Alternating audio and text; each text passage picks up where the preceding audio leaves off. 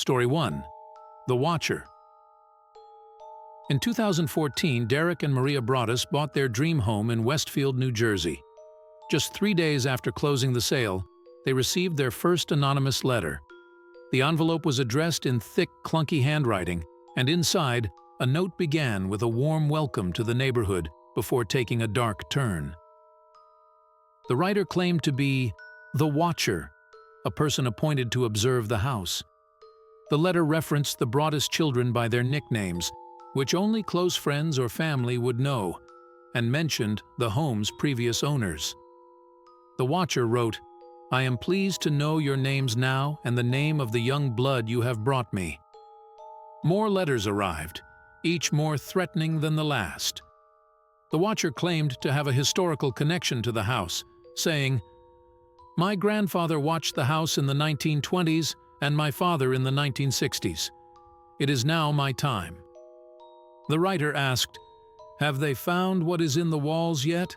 In time they will." The family's sense of security was shattered. They hired private detectives, installed security systems, and even considered selling the house. But no solution seemed to quell the terror of the unknown observer. The Watcher's letters grew more sinister, hinting at a malevolent presence within the house itself. Despite a thorough investigation, the identity of the Watcher remains a mystery. The house sits as a reminder that sometimes the scariest monsters are the ones we can't see, lurking in the shadows, watching, waiting. Story 2. The Silent Twins. June and Jennifer Gibbons were born in 1963 in Barbados before their family moved to Wales. The twins were inseparable, but their bond was far from ordinary. They communicated with each other in a unique, fast-paced language only they could understand. Their eerie silence with others led them to be dubbed the Silent Twins. As they grew older, their behavior became more unsettling. They withdrew into a world of their own, sharing a mutual dependence that was almost parasitic. They would often mirror each other's actions, moving in perfect synchronization, and developed a penchant for writing dark, twisted stories. Their isolation and bizarre conduct led to escalating delinquency. They committed arson, vandalism, and theft, resulting in their incarceration at Broadmoor Hospital, a high-security psychiatric facility. It was there that their story took a darker turn. In 1993, after 11 years in Broadmoor, the twins made a pact. One had to die so the other could live a normal life. Jennifer volunteered, and shortly after being transferred to a lower security facility, she died under mysterious circumstances. The cause of death was acute myocarditis, a sudden inflammation of the heart, with no apparent reason. June was left to navigate the world alone. She now lives a quiet life, but the chilling pact and the inexplicable bond between the twins remain a haunting enigma. Their story serves as a disturbing reminder of the depths of human connection and the lengths some will go to escape it. Story 3. The Enfield Poltergeist. In August 1977, the Hodgson family began experiencing strange occurrences in their home in Enfield, England. Peggy Hodgson, a single mother, and her 4 children started hearing knocking sounds and witnessing furniture moving on its own. The activity centered around 11-year-old Janet, who soon became the focus of a series of terrifying events. Objects flew across rooms, toys were thrown around by unseen forces, and strange voices emanated from Janet. The most chilling phenomenon was when Janet was seen levitating, witnessed by neighbors and police officers alike.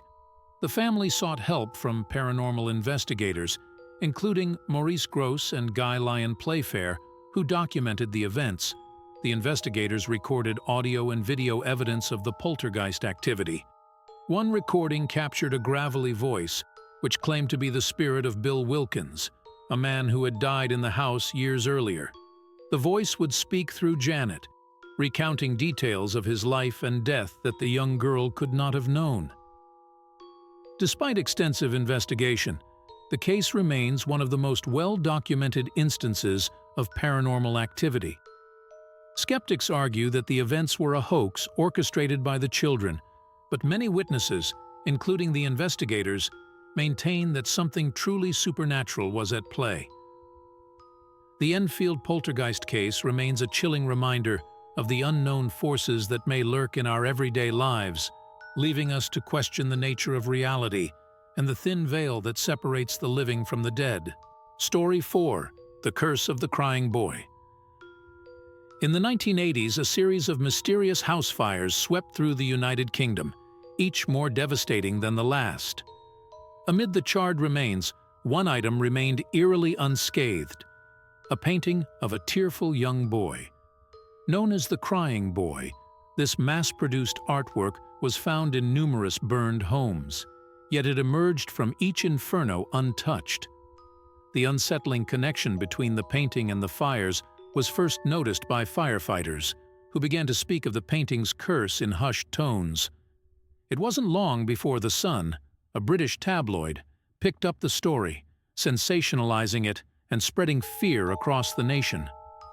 Readers reported their own experiences, and soon a pattern emerged. Homes with the Crying Boy painting seemed destined to burn. One such account involved the Hall family. They had purchased the painting at a local market and hung it in their living room. Not long after, a fire broke out in their home. The family barely escaped, watching in horror as flames consumed their belongings. The next day, as they sifted through the rubble, they found the painting intact, its tearful eyes staring back at them from the soot-covered wall. Desperate to rid themselves of the curse, the Halls sought help from a local priest who suggested they burn the painting. But when they tried, the flames seemed to avoid the canvas. Terrified, they buried it in their garden, hoping to silence the malevolent force. Another chilling case was that of the Amos family. They received the Crying Boy as a gift. Soon after, they experienced a series of unfortunate events: minor fires, strange noises, and a persistent feeling of being watched. One night, Mrs. Amos awoke to find her bedroom filled with smoke. She grabbed her children and fled the house. Once again, the painting was found unharmed amid the destruction. Skeptics argued that the paintings were coated with a fire-retardant varnish, explaining their survival. However, the sheer number of incidents and the strange occurrences surrounding the owners suggested something more sinister. Paranormal investigators posited that the boy in the painting was the spirit of a child who had died in a fire, and his sorrowful image brought tragedy to those who possessed it. Despite efforts to debunk the legend, the fear persisted. Many owners, gripped by terror, destroyed or hid their paintings.